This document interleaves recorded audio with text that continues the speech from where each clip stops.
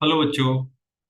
आज हम लोग इनफाइनाइट जीपी का कुछ एप्लीकेशन देखेंगे। मैंने आपको पीछे वाले लेक्चर में या पीछे वाले जो वीडियो था उसके अंदर आपको बोला था कि आज इनफाइनाइट जीपी का देखेंगे। मतलब उस वीडियो में कहने का मतलब है कि पिछले वीडियो में हमने इनफाइनाइट जीपी का प्रॉपर्टीज देखा था। और वो होता क्या था, उस पर हमने तीन चार क्वेश्चन लिया था और उसका क्वेश्चन किया था और हमने समझा था कि इनफाइनाइट जीपी क्या होता है। तो उसमें कुछ कॉमन रेशियो जो होता है बच्चों डिक्रीज होते रहता था और वो और वहां से कुछ इनफाइनाइटली चलते जाता था। हमें उसका बताना रहता था कि बताइए कि इसका सम क्या होगा। तो वो चीजें हमने देखा था।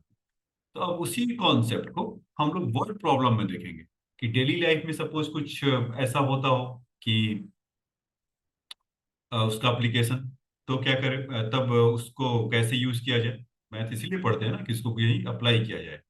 तो एक कॉन्सेप्ट लेते हैं या एक क्वेश्चन लेते हैं। अगेन आर डी शर्मा के ये सब एग्जाम्पल्स हैं। तो क्वेश्चन नंबर ये वन है। क्वेश्चन नंबर वन, टू और ये थ्री और ये फोर, चार क्वेश्चन देखेंगे। तो फर्स्ट थ्री तो वर्ड प्रॉब्लम है, आइए एक एक करके देख लेते हैं क्या क्या है। फिर उसके बाद एक एक करके इनकाउंटर करेंगे इन क्वेश्चन से। A square is drawn by the joining the midpoint of the side of a square. A third square is drawn inside the second square in the same way, and the process is continued indefinitely if the side of the square is 10 centimetre. क्या करे कि एक ऐसा square है तो एक उसके साथ कुछ इस तरह का ऐसा स्क्वायर बना रहा है, उसके मिड पॉइंट को जोड़कर क्वेश्चन में मेंशन है। फिर एक बार ऐसा बन गया तो फिर कह रहा है कि इसको बनाओ और कह रहा है कि ऐसा इनफाइनाइट हो चलते जाएगा। तो समझ ही गए होंगे, मजा आएगा करने में।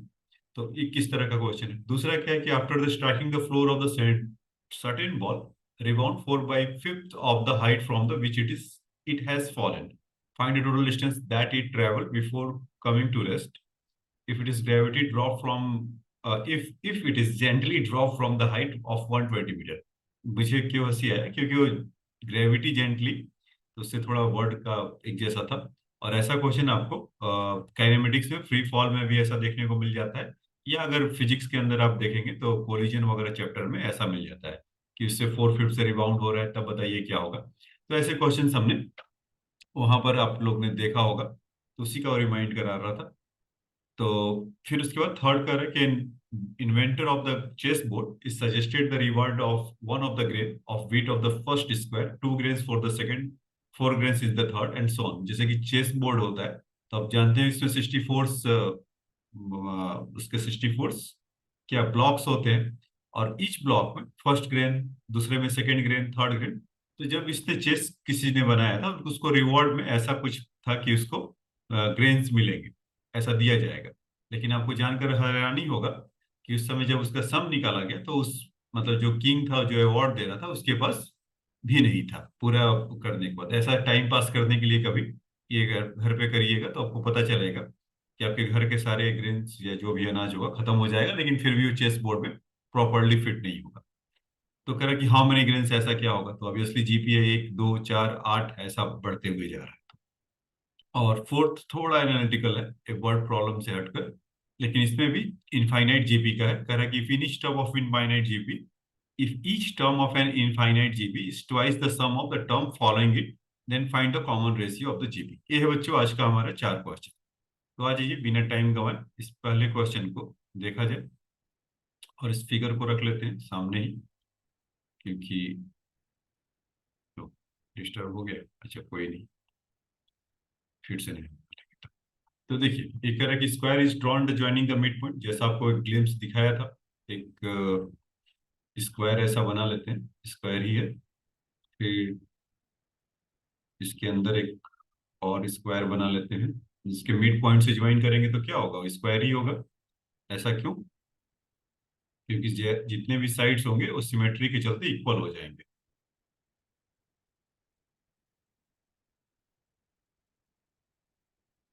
देखने में तो ये नहीं लग रहा है, थोड़ा सा डिस्टर्ब हो गया क्योंकि इसको लेकर इधर आना चाहिए था। लेकिन मान लेते हैं कि स्क्वायर है। मैथ पढ़ने का तो यही फायदा है ना कि आप चीजों को लेट कर लेते हैं कि ये है जो लिखा है वही है, इस तरह का बच्चा।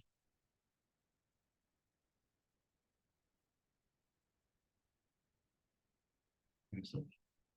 तो खैर एक एक करके देखते हैं। पहले में इसका साइड क्या बोला है, 10 सेंटीमीटर।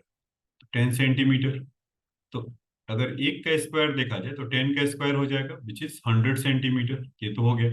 अब दूसरे का देखिए, अगर आप बनाने की कोशिश करेंगे, अगर ये साइड है, ये अजीब है तो इसको कुछ ब्लू वाले को ब्लू से ले लेते हैं, कि ये साइड है हमारा, मतलब कि 10 सेंटीमीटर, तो 10 सेंटीमीटर ही होगा यहाँ से। ठीक, और जो ब्लू वाला उसके जो मिड पॉइंट से जोड़ा गया है, तो उसके लिए डायगोनल होगा। तो आप डायगोनल के लिए तो जानते हैं ना कि अगर इस तरह का अगर स्क्वायर है और ए साइड है, ए साइड है, तो इसका डायगोनल क्या होता है, A√2।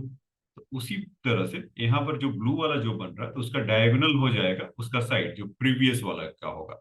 मतलब पहले का जो साइड 10 सेंटीमीटर है, उसके मिड पॉइंट से जब इसको जोड़कर देखा जाएगा तो उसका डायगोनल उतने के बराबर होगा। इस प्रोसेस में हमें वहां से उसका साइड मिल जाएगा 10/√2। 10/√2 को 5/√2 बड़े आसानी से लिख सकते हैं। तो जो ये फर्स्ट था, फर्स्ट स्क्वायर के बाद जो मिड पॉइंट से जोड़ने के बाद सेकंड स्क्वायर मिला, A2, तो वहां से उसका साइड कितना था, 5√2। तो स्क्वायर अगर देखेंगे तो 50 सेंटीमीटर। फिर वो जीपी भी फॉलो करेगा। अब उसके बाद अब ग्रीन वाले को देखिए, जो उसका अब ग्रीन वाले का आप देखेंगे किसके मिड पॉइंट से जोड़ा गया।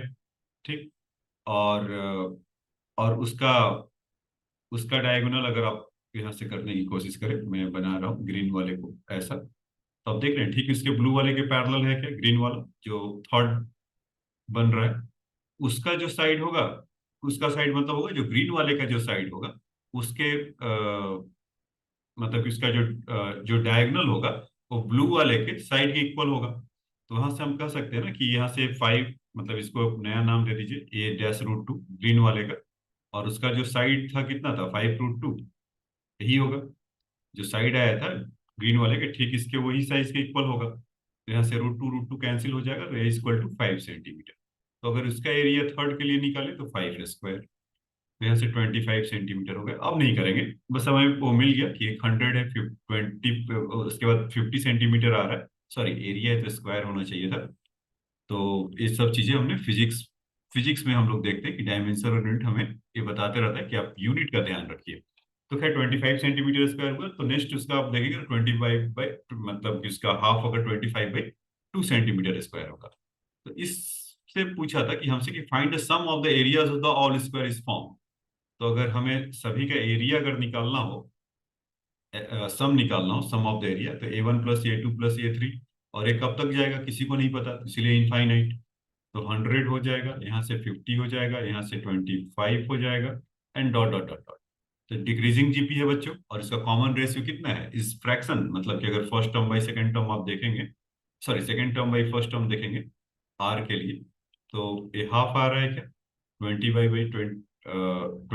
बाई 50 तो कॉमन रेशियो हाफ है। इसका जब हम सम निकालेंगे तो सम का वैल्यू कितना आ जाएगा, a is first term 100, common ratio इसका हाफ, यहाँ से 100/1/2, 1 - हाफ इतना ही होगा, तो 200 सेंटीमीटर स्क्वायर। तो फर्स्ट क्वेश्चन का तो आंसर ये था, जो कि एक इनफाइनाइट जीपी का उसमें एप्लीकेशन करा कर देखा। तो समझ में आया होगा बच्चों, एक बार इसको फिर से रिबाउंड करके देख लीजिएगा, नहीं समझ में आया होगा तो वहां पर आपको साइड कैसे करें तो स्लोप मोशन में देखिएगा। अब आ जाइए इसका दूसरा क्वेश्चन लेते हैं। हाँ, ये फ्री फॉल जैसा एक रिमाइंड करवाता है, या कोलिजन के जो क्वेश्चंस होते हैं उसके लिए, कि सपोज सर्टेन हाइट से हमने किसी ऑब्जेक्ट को ड्रॉप किया एक ऐसा, तो पहली बार में जब, और कितने से हाइट से किया है, 120 मीटर से। तो क्वेश्चन में मेंशन है कि जब वो दूसरी बार यहाँ पर जा रहा है, तो पूरा ना जाकर वो फोर्थ फिफ्थ ऑफ 120 मीटर जा रहा है। तो जब जाने में जितना लगेगा उतना, मतलब जितना ट्रेवल किया ऊपर आने में, मैक्सिमम हाइट आने में, तो फिर रिबाउंड करेगा यहाँ से यहाँ तक, तो फिर से वही होगा 4/5 × 120।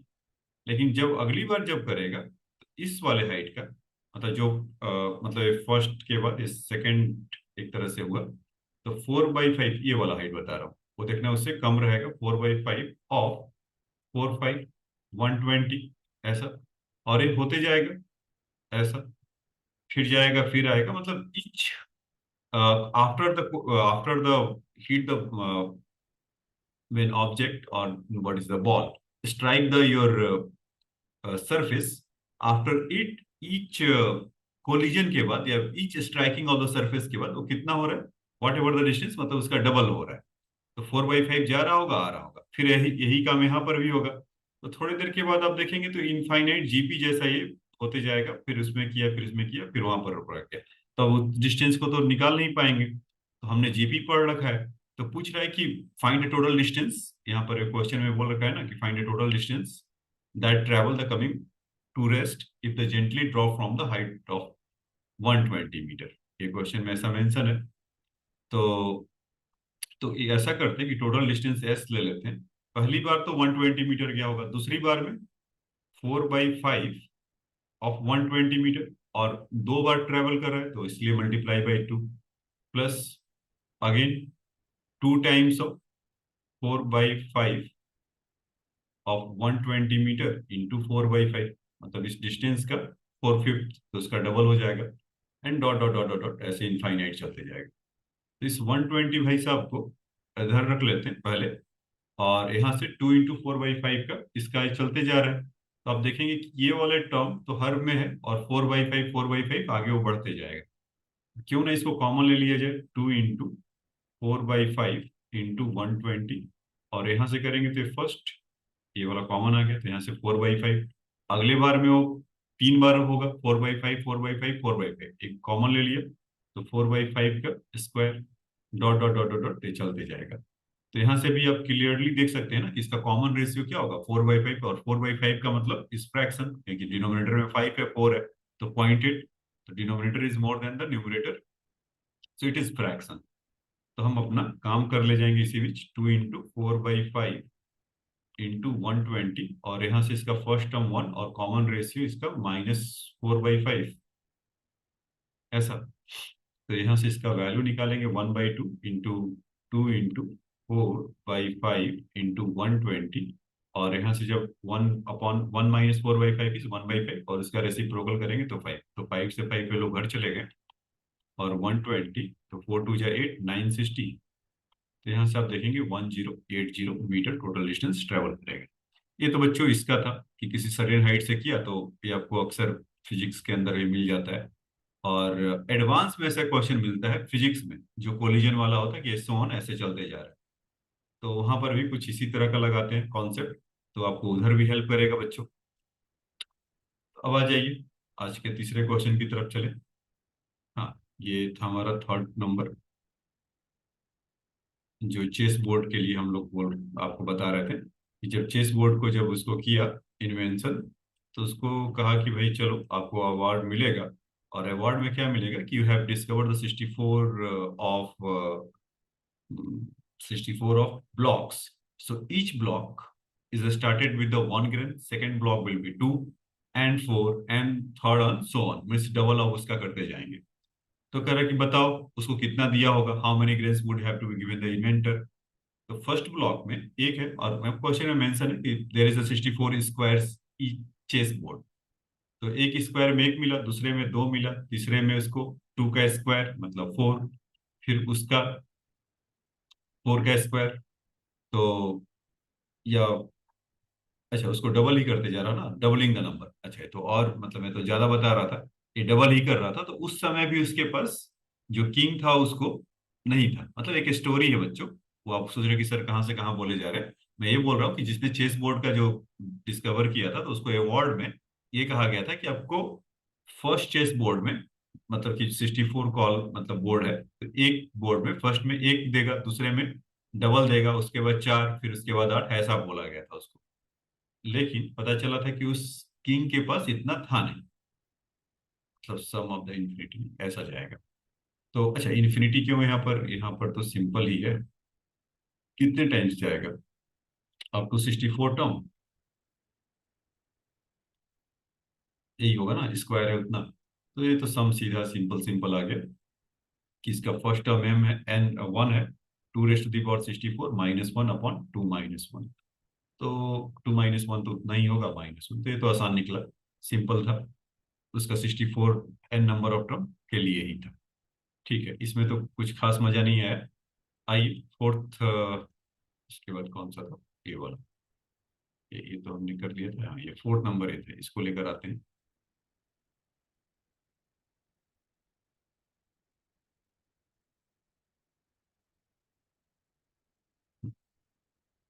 देखिए, इसमें कह रहा है कि if the each term of the infinite GP is the twice the sum of the term of the following it, then find the common ratio of the GP. इसमें कह रहा है कि if each term of a infinite GP is twice the sum of the term of the following it. तो हमें तो पता नहीं है कौन सा सेकंड टर्म ले, तो उसका जितना भी होगा ट्वाइस ऑफ द फॉलोइंग हो रहा है, या थर्ड टर्म ले, लेकिन उसमें एक वर्ड और लगा दिया इनफाइनाइट। हम मान लेते हैं अपने सिंप्लिसिटी के लिए कि nth टर्म होगा twice of the following term, ऐसा। मतलब कि यहाँ से A1 A2 करोगे ना, dot dot dot dot an होगा, तो कोई पर कहीं पर रुक रहा होगा, नेक्स्ट वाला an+1, an+2, dot dot dot dot dot infinite चल रहा है। तो हमें पता नहीं है 2 3 4 5 कौन सा है, तो एन इन जनरल कर देते हैं। एन टर्म, nth टर्म जो होगा उसका, उससे फॉलोइंग जो भी टर्म होगा उसका ट्वाइस ऑफ द उसके बराबर का है ये टर्म। यही मतलब है। इसको ध्यान से पढ़िए, या 2 3 बार पढ़िए, मनी मन सोचिए। If each term of infinite GP is twice the sum of the term following it, then find the common ratio of the GP. ये कहा जा रहा है हमसे। तो टर्म कौन सा होगा तो मेंशन नहीं है, तो हम इन जनरल क्या मानेंगे, nth टर्म मान लेते हैं। और उससे जो भी फॉलोइंग टर्म उसका होगा, उसके बाद का सम टू इनफाइनाइट तक का डबल ऑफ इट होगा, इसको ट्वाइस ऑफ इट कर दिया। तो an+1, an+2 यही मिलेगा, dot dot dot dot infinity. तो अब हम, अगर जीपी का सवाल अगर बात है, तो A1 को अगर ए ले लेते हैं और common ratio equal to small r ले लेते हैं, ये दो चीज तो हम ग्रांटेड ले लेते हैं। इसका जब हम इक्वेशन लिखेंगे, मतलब कि इसको अगर लिख पाए जनरल टर्म an के लिए, तो यहाँ AR⁻n−1 यही बोलेंगे। और 2 an के लिए ARn होगा, क्योंकि उसका n+1 है, तो फॉर्मूला पता है ना जनरल, वो जो लिखा था अभी, ARn−1। तो ARn के जगह पे n+1 है, -1, तो कितना होगा, ARn होगा। वही चीज मैंने लिखा है an नेक्स्ट वाला। अब उसको पावर एक एक बढ़ाते जाइए, ARn+1 2 के लिए, dot dot dot dot infinite होगा। तो यहाँ से अगर हम AR⁻n−1 टू ए कॉमन ले ले, और ए क्या, A⁻r n ही कॉमन ले ले, तो यहाँ फर्स्ट मिलेगा, यहाँ आर मिलेगा, यहाँ से R² dot dot dot dot infinite तक कैसा वो जा रहा होगा। और अब अभी आप एक क्वेश्चन आपके मन में आ सकता है, या जिनको आया हो वीडियो देखते समय, आप चाहो तो मैसेज बॉक्स में लिख के बोलना कि हाँ मुझे आया समझ में, कि एक कॉमन रेशियो जो है वो लेस देन 1 कैसे होगा। वो इसलिए होगा बच्चों, क्योंकि वो टर्म है और उसके सबका सम है, उसके बराबर कैसे हो सकता है। वो तभी होगा कि जब वो डिक्रीजिंग जीपी होगा, तभी हम इसको खुलकर इतना उसको हम यूज कर पा रहे हैं। ठीक है, तो ये अंडरस्टूड क्वेश्चन में छुपा हुआ है। तो अब देखिए, यहाँ से 2 से 2 कैंसिल हुआ, Rn−1 से थोड़ा वेट कर लेना चाहिए था, इनको भी आ जाना चाहिए था, इनको भी आ जाना चाहिए था। और फिर उसके बाद करते तो इसका 1/1 - r होगा क्या, ऐसा। तो इसमें अगर r⁻n−1 है, और 2 r⁻n−1 इंटू आर ऐसे लिखा जा सकता है क्या। r⁻n को एक कम करके लिख लिया, और 1/1 माइनस, ये अलजेब्रा है, मतलब उसके साथ हम लोग कैसे भी खेल सकते हैं या जान सकते हैं। इधर 1 है तो 1 - r का क्रॉस मल्टीप्लाई करें, ऐसा नहीं सोचिए कि कैंसिल हुआ तो इधर 0 हो गया। अक्सर बच्चे जब 10th क्लास में आप होते हैं, 9th क्लास में, तो इस तरह की गलतियां करते हैं। तो 2r, तो यहाँ से r = 3r, तो r = 1/3। तो ये तो था बच्चे आज का क्वेश्चन का, ये 4 क्वेश्चन जो लिया था वो सब हमने डिस्कस किया। तो आज के वीडियो में इतना ही। नेक्स्ट वीडियो में मिलेंगे तो इस जो बेसिक सीरीज का होगा वो लास्ट वीडियो होगा, और उसके बाद हम लोग एडवांस में चलेंगे। तो आज के वीडियो में इतना ही। नेक्स्ट वीडियो में जब मिलेंगे तो कुछ और बेसिक्स क्वेश्चन के साथ आएंगे। तब तक आप इसको वॉच करते रहिए। Okay, thanks for your time.